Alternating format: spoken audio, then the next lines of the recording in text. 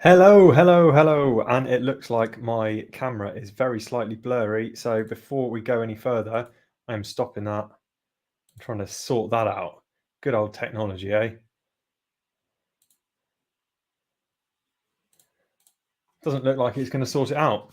Look, hands in focus up here. If I go nice and close, I'll be nice in focus. But out here, somehow I won't be. So hopefully that sorts itself out. But if not, you'll just have to look at my blurry face, I am afraid, today. Apologies for that. Looks like I need a new camera. My first question that I am going to ask you today and see if this can get you thinking about the topic at hand is: have you ever wondered how some leaders can thrive even in the most challenging and adverse circumstances?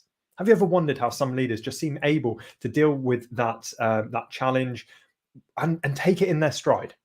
So that's what we're going to be chatting about today. And for those of you who don't know me, I really honestly cannot deal with this camera. I'll tell you what I'm going to do. I'm going to unplug this camera and then I'm going to plug it back in, because this is what we're talking about with terms of adaptability and dealing with adversity. Am I right? Nobody is immune from. Let's see what happens. Hopefully you can still hear me, even if you can't see my face. Let's see what happens. Let's start the camera once again. Brilliant. Look at that. My face in high definition. Hopefully that's better for you. So before I introduce myself and kind of my background a little bit more, please can you drop your name in the chat? Well, in fact, don't drop your name in the chats, but let me know if you're watching this live.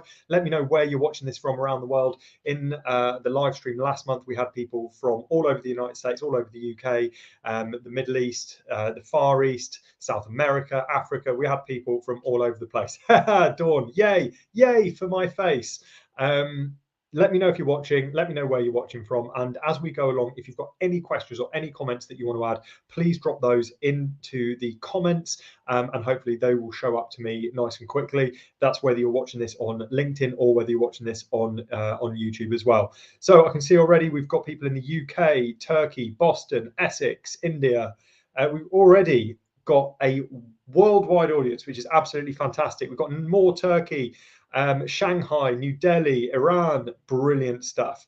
Oxford, a little bit more close to home with me in the UK. Frankfurt in Germany, this is wonderful. Barcelona, Uganda, India, Nigeria, lovely to have you all here, and hopefully you will get some value from this session. So the question that I asked you just a moment ago, just to refresh your memory, have you ever wondered how some leaders can thrive even in the most challenging and adverse circumstances? Have you ever wondered that?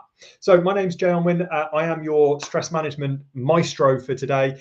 I'm here to help you and your team unlock the power of resilience. And for those of you who don't know me, I'm a stress management expert. I work with organizations around the world to develop both organizational, environmental stress management techniques, but also individual stress management techniques.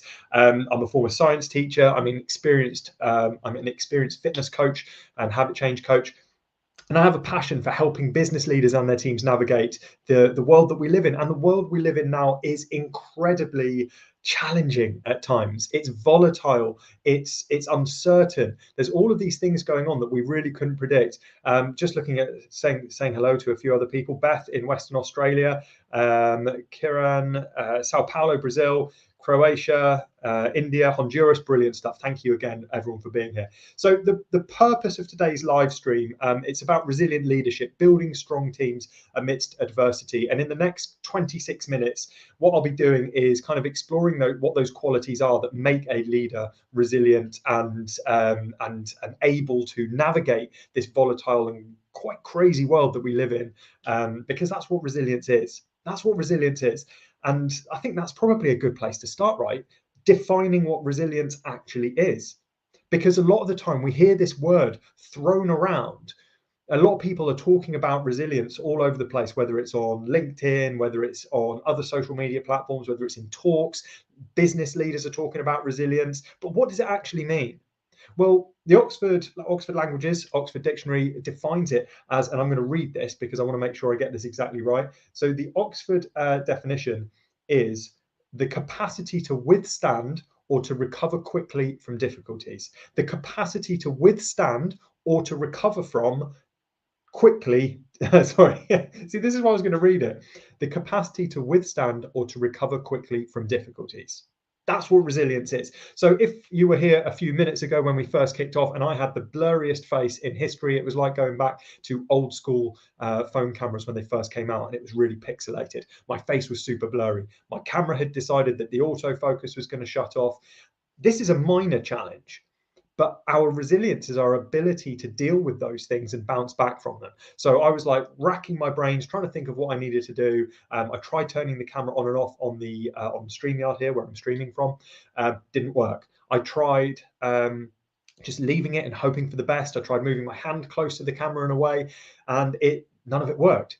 And I thought, right, what I'm going to have to do is completely unplug the camera, and then we can actually start properly. And that was a minor, like a tiny microcosm of the kind of challenges that we face every single day. Some of the challenges we face are tiny, they're little things like the camera not working, and other times they are huge global events like the COVID pandemic, like wars, like political upheaval. There's all kinds of adversity and all kinds of change and all kinds of challenge. Stress is my area of expertise, and I'm sorry to say this. In fact, I'm not sorry to say this, but stress is inevitable. Stress is inevitable in life. Wherever in the world you happen to be, whatever your lifestyle is, whatever situation you were born into, stress is going to be inevitable. Now, the kind of stress that you face is going to vary from person to person, and it's going to vary depending on the time of your life, right? It's going to vary for you at different points, but it will always be inevitable. And the reason I say I'm not sorry to say that is because we need stress, we need adversity, we need challenge, we need pressure. The reason we need these things is so that we have something to work towards, something to overcome. If we never have challenge or adversity, if we have the easiest life where nothing ever happens and we just coast and everything's easy, we never get a chance to prove ourselves. We never get a chance to see what we're capable of. A certain amount of stress, if you joined me last month when we were talking about the positive and negative effects of stress, we talked about that zone of optimal stress where you're under enough pressure to get you motivated and to push you forward and to allow you to grow and develop, but not so much stress that you burn out. So stress is inevitable and stress is something that we need. And if resilience is our ability, once again, to read this, the capacity to withstand or to recover quickly from difficulties, then resilience is a vital skill. And it is a skill. It's not just a characteristic which we're either born with or we're not. It's something we can cultivate within ourselves and indeed in our communities. Because resilience isn't just an individual thing, but it's a group thing as well. We get resilience from each other. When we're surrounded by people who support us, we have a greater level of resilience. If we're on our own, then our resilience is slightly lower, maybe a lot lower. So resilience is something that we can have as individuals, but it's also something we can have as a collective. And it's something which is vital if we want to overcome the challenges that we face, the small challenges we face on a daily basis, or the big challenges that we may face, which are thrown our way by chance, by other people's decisions and other people's actions, or by the result of our own actions.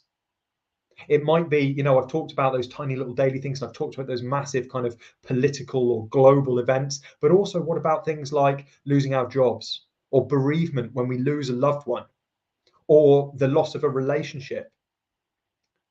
There's all kinds of things that we may face in life that are huge challenges at that time without being global.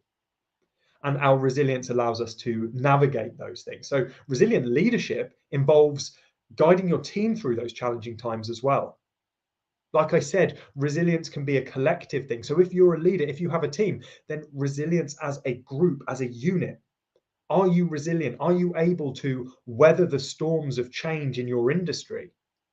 Are you able to adapt and innovate? Are you able to move forward and learn from the challenging circumstances that you find yourself in?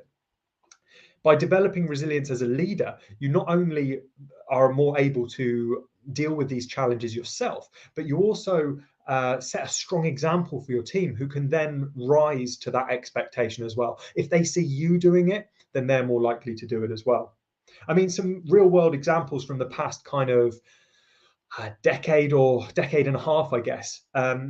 if we look at Starbucks and Howard Schultz in Starbucks, he was the former CEO of Starbucks, and in 2008, so this is a little while ago now, we're going back 15 years, Starbucks was struggling, a lot of store closures. He'd already left as the CEO, and what happened was Howard Schultz came back into the fray when Starbucks were really, really struggling.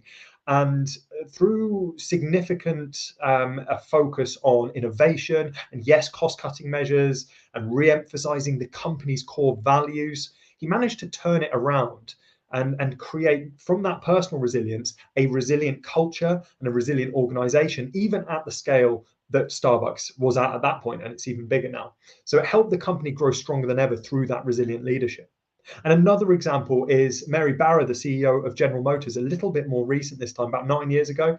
In 2014, when Mary Barra came in as the CEO of General Motors, there was a huge recall crisis which threatened the reputation of General Motors and the future of the company. Now, this is a company, again, that's been around for a long, long time and was considered to be, big and successful, but it was still going through these huge challenges. Now, what Barra did was she demonstrated resilient leadership by addressing that issue head on, taking responsibility for those mistakes, not admitting it was her fault. She wasn't around when those mistakes were made, but she took responsibility for sorting them out.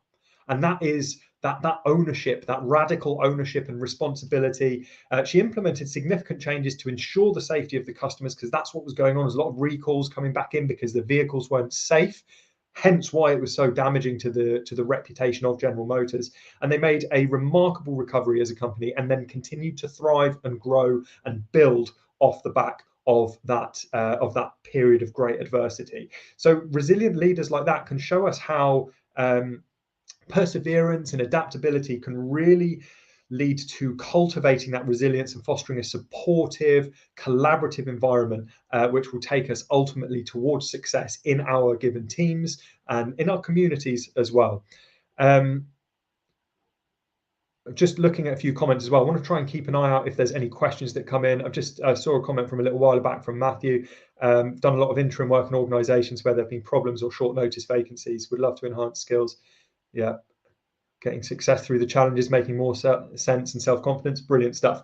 So the next thing that I want to share as we kind of come to the middle point of this is how to kind of foster a culture of resilience and adaptability. Because what we've got to remember is if resilience is our ability to bounce back from challenge, then adaptability is a prerequisite for that. Our ability to change what we're doing in the face of changing circumstances. Now, humans as a species are incredibly adaptable. If we look at the history of humanity over the millions of years that hominids have been around, sorry, I'm just slipping into my old biology teacher stuff. So human beings of various different species throughout history. There's only one species of human beings now, but throughout history we had Homo neanderthalis, we had Homo erectus, and different species like that. We now have Homo sapiens, which is you and I.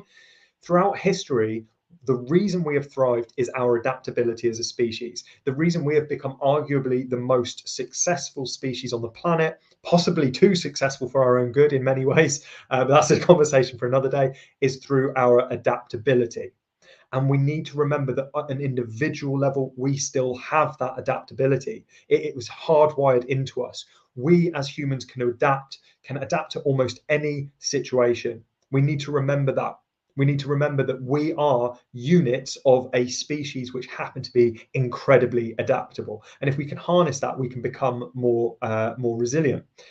The first thing that we need to do, and this ties into that collective level resilience, is open up communication. If we want to be a resilient leader and we want to build a strong team in times of adversity and challenge, we need to have open and honest communication. And this requires you as a leader to swallow your pride and to be humble. You need to embrace that humility and realize you do not have all the answers. And the reason you have a team around you is because you cannot do it on your own. And you have got those people in your team because they are damn good at what they do. And you need to accept that sometimes you're not going to have the answers. And if you are challenged, if people say things to you or bring things to you which are difficult to hear, you can still listen to them and be open-minded and look for opportunities to change, to improve, to learn, to grow. You are not perfect as a leader. Sometimes when we are in positions of leadership, we start buying into our own hype and we start thinking that we're in that position because we're amazing. Now, you are all amazing, but so are the people in your team. And you've got to remember that. So if you open up those lines of communication, if you allow people to feel safe to question you and to throw different ideas into the mix and say, I don't think that that is going to work, and here's why, without the fear of repercussions or being embarrassed or being pulled up in front of their peers, then they will feel more confident and comfortable to share those things. And that will allow you as a group to become more resilient because you're drawing on the experience of lots of different people. You're drawing from experiences over here and experiences over here. And everyone has different experiences. Everyone has different skills. Everyone has different ideas. If we want to be resilient as a leader and we want to build those strong, resilient teams, we need to be open to everyone's experiences, everyone's viewpoints, and take our own emotional side of things out of it. Our own ego needs to take a back seat. In fact, a good way of doing this is a little tip for you. If you know that people in your team struggle to come forward with ideas or to question you or to dissent, like disagree, then ask, when you're in a meeting, ask every single person to share one way that your idea won't work. And this does two things. This has two effects. The first one is that you prove to people that you're strong enough and resilient enough to take critical feedback. And it's not about your ego, but it's about the best thing for the organization, and it's about the best thing for the team. It shows that you're humble enough to know that you could be wrong. But the second thing it does is it allows that one person who genuinely already had an idea of why it might not work, it makes them feel more able to come forward with it because every person in the room is going to share something of that kind. Everyone is going to say, I don't think it'll work because of this. I don't think it'll work because of this. And then some of those ideas might be right. Some of them might be wrong. You might take some of them on board, might not take others on board. You've got to use your leadership in that regard to make those decisions. But that person who was already thinking of it, they're going to feel more comfortable to share without them being the only person. So encourage that dissent. Ask everyone why your ideas won't work. Show that humility and create space for people to disagree. The other thing that you can do in terms of creating this kind of resilient community is to encourage a growth mindset. Now, we hear a lot about growth mindset. It's a very popular topic. The general idea is that a fixed mindset is the idea that we have an inherent ability to do certain things, and that is set. We cannot grow, we cannot learn, we cannot improve. A growth mindset is the idea that we can develop these skills and develop these attributes over time. This is a sliding scale. It's not an on-off switch. You're either this or you're this, but you can have a growth mindset, a bit more of a growth mindset, a bit less of a growth mindset, and you can have a growth mindset about one thing, but not about another. But the more we can have a growth mindset and the more we can encourage those in our team to have a growth mindset, the more that people will understand that failure, as it's often referred to, is actually just a learning opportunity. It's a discovery of a way that doesn't work. And we can take feedback from that. It's data. And we can go, oh, okay, that didn't work. Why didn't it work? What can we do differently next time?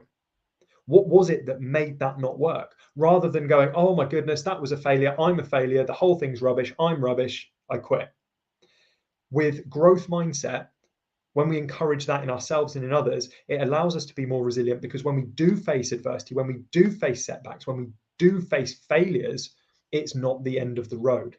It's just a blip on the way to learning, growing, developing, and becoming more successful.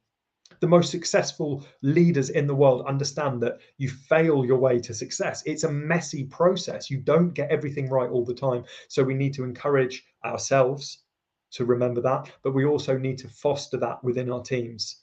Encourage people to approach failure with an open mind, with a kind of critical judgment of the facts rather than critical judgment of ourselves. So another idea around this. Now, by the way, actually, before I kind of go on to the next bit, if this is all making sense so far, if this is useful, please drop some more comments in.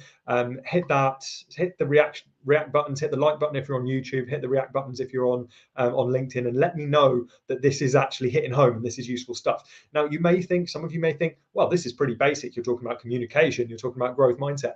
But yes, This stuff is basic. This stuff is basic. The basic things are often the most impactful. Stop looking for something new and novel. Stop jumping on trainings which will offer you a brand new approach to something, because it's not the brand new approaches that you need. It's to get back to basics. It's to speak to your people. It's to have those open conversations and to encourage that discussion, that open discussion. Brilliant. I'm seeing a few comments coming in. I've just seen a comment come through as well saying, how do you measure and evaluate the impact of your resilient leadership strategies on your industrial performance and outcomes? I can't see the name of whoever's put that because on StreamYard it hasn't come through. But if that was you, then this is one way of kind of looking at it. Measuring it is tricky because you're not going to necessarily be changing one thing at a time. You can obviously measure it with regards to kind of output, like performance output, like is the company doing better? Is revenue increased? Is profit increased? Is the bottom line kind of better? So you can do it on that, but it's very hard to draw out exactly why that's happened. I would say that a more effective way of understanding whether those resilient leadership strategies are having an impact is through ongoing communication and the general attitude of your team and how they feel about it. Are they feeling more resilient? Are they feeling more able to bounce back from challenge? And you do this through communication. Now, you can do it through formal communication and pulse surveys and things like that, or you can just do it by having conversations and getting that feeling and recording that in your own way. There's no clear-cut answer for that. And there's a big obsession with data at the moment and numbers, but numbers only tell part of the story. And you need to have the context provided by the qualitative data, so the words. That gives context to the quantitative data, the kind of the numbers. So ask people, is this approach to leadership helping you do your job more effectively? Is our approach to resilience and adaptability making you more able, more confident to go about your role, your job role, whether that's in operations, marketing, sales, whatever, with more autonomy and more self-belief and more feeling of support and psychological safety, in the same way as we have physical health and safety, where we can do our jobs without fear of getting injured. Are we able to do our jobs without fear of being reprimanded or psychologically injured because we don't have the support in place to back us up? So I would say having those conversations. A few other comments. Basic things really do matter the most. We often forget them, and yet they're what make things worse. Work. The problem is we often only look at the end or the output. That's exactly it, Elizabeth. We've got to kind of wind it back a little bit. Yes, we need to track the output, but we also need to understand that it's a process as well. And the outcomes, they may come a few months down the line, 6 months down the line, a year down the line, as a result of putting these good working practices in place. I work with cadets aged 10 to 12. When giving them a leadership challenge, I always say, ask your team if anyone has done this or something like it before. Recently, a really reticent cadet spoke up, meaning the team succeeded and he felt great. Absolutely. And if that question hadn't been asked, Matthew, then perhaps that person wouldn't have felt confident to voice that themselves and take that leap and say, oh, actually, I'm going to interrupt here and say, I've done something like this before. They would have kept quiet potentially, because some people feel that way. And that's completely understandable. They don't know what's going to happen. Whereas if you open it up by saying, has anyone done this or something like it before? Does anyone have any thoughts? Does anyone disagree with my approach? That is tremendously powerful leadership. So as we kind of get towards the last kind of 5 minutes here, I do want to leave a bit of time for a Q&A. If anyone's got any questions, start bunging them in the chat now and I'll address them in the next kind of 6 minutes.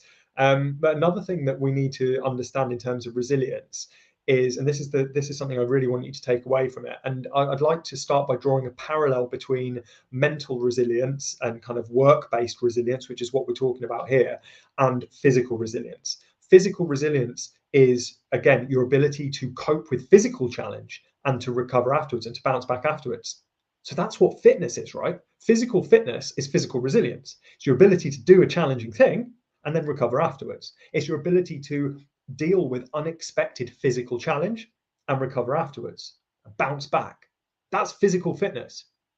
And so how do we gain physical fitness? How do we build that fitness? How do we build that physical strength? Well, what we do is we put ourselves under some kind of physical strain, but we allow recovery time.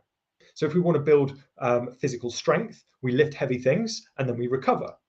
And then that builds physical resilience in terms of strength. If we want to get more fit in a cardiovascular sense, we challenge our cardiovascular system, our heart and lungs, through cardiovascular exercise, running, for example, and then we recover afterwards. And gradually, our heart and lungs become more resilient, more able to cope with demands, and more able to bounce back afterwards. And if we take that parallel across to our individual mental resilience, and this crosses over to team resilience as well, collective resilience, we need to go through adversity and then take time to recover.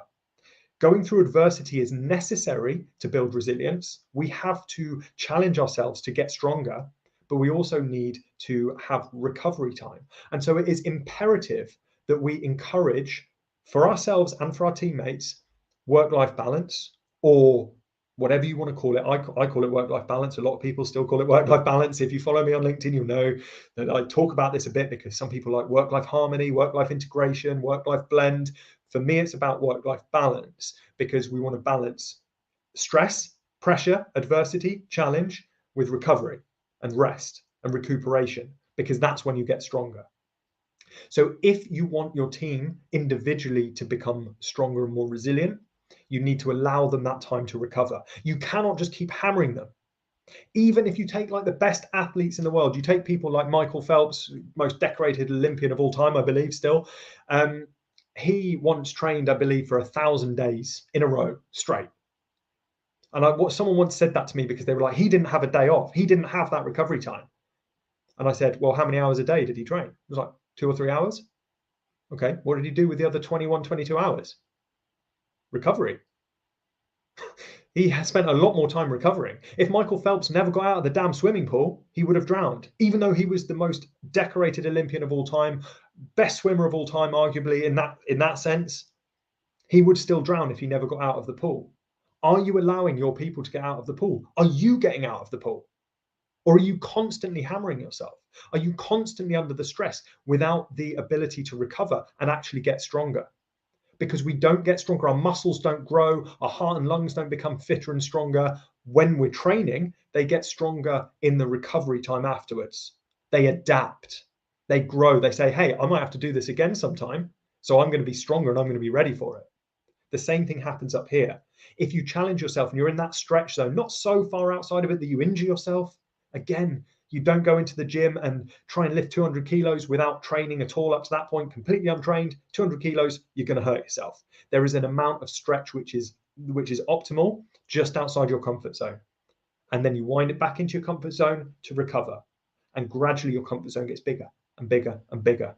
Your resilience increases. Your capacity to cope with and recover from stress, your capacity to cope with and recover from adversity and challenge grows over time through stress and recovery, pressure and rest, challenge and adaptation.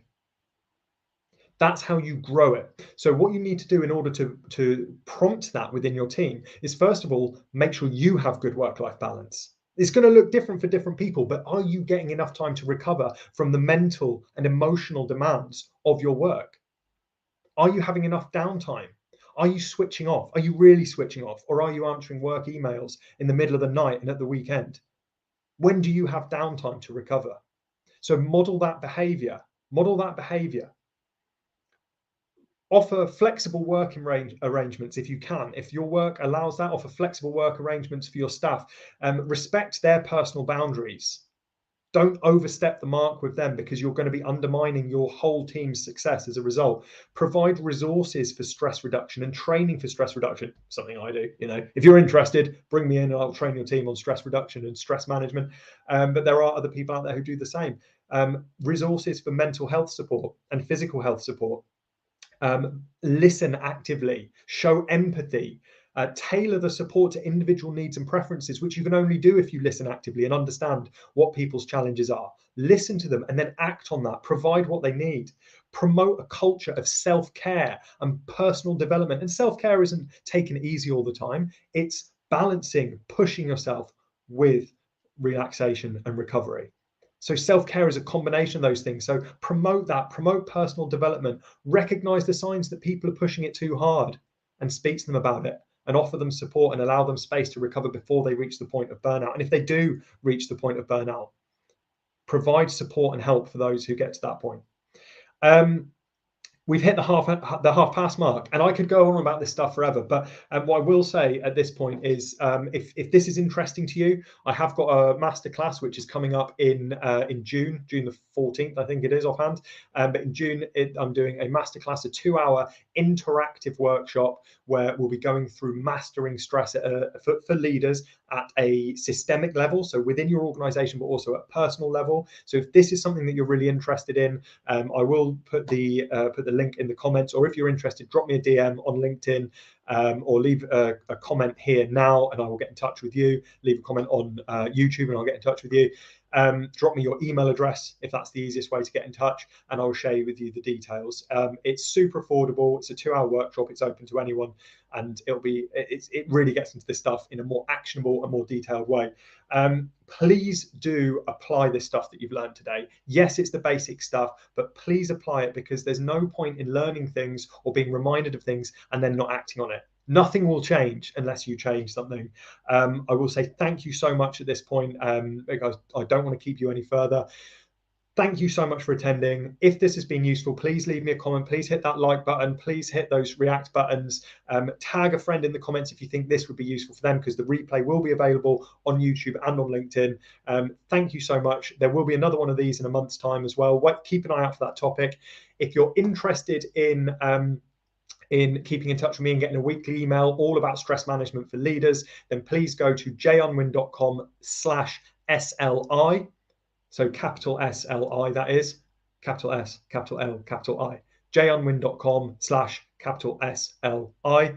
And you can sign up to my newsletter. You'll get a weekly email, which will have loads of kind of stress management stuff for you as an individual and for your team as well. Thank you for the people saying thanks in the comments there. I did cover a lot in 30 minutes. I feel like I've really ranted and really kind of pushed. Thank you so much once again. And if you want to chat about any of this stuff, my inbox is always open. Big love to all of you. Please do look after yourselves. Please manage your stress effectively, because if you do, you will find that not only does your performance improve, but your quality of life will improve, and everything relies on that good management of stress in this crazy world that we're living in. Stay resilient. Big love to all of you. And I can't wait to speak to you again very soon. Cheers, folks. Have a great day.